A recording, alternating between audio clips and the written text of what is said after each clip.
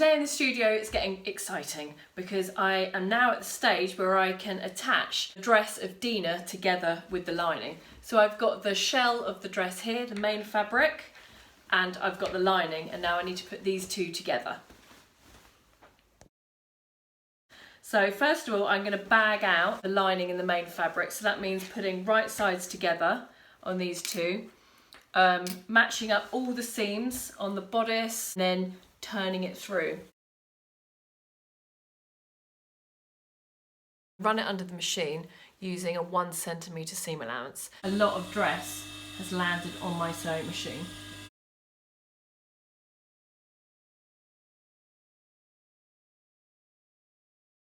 Check the shape of the stitch on your front to check that it's nice and straight. Start turning it through, but before I do that, I need to snip into the point. Just checking that is on the seam. Good. This is the really scary bit because once you've cut it, you can't really go back. So I'm just going to snip right up to that line, right up to the stitch.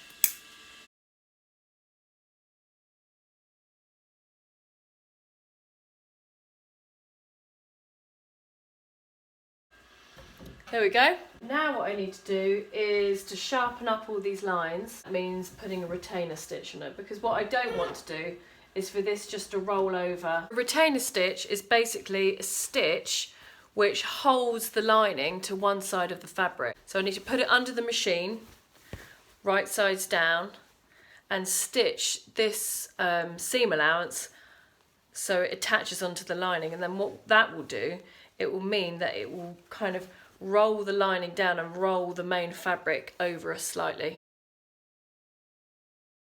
Can you see the stitch that's running along?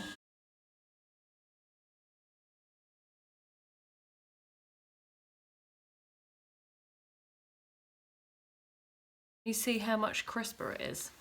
Now I've done that. And if you turn into the side, to the inside, it's rolled it back a tiny bit. And it's starting to look like a wedding dress.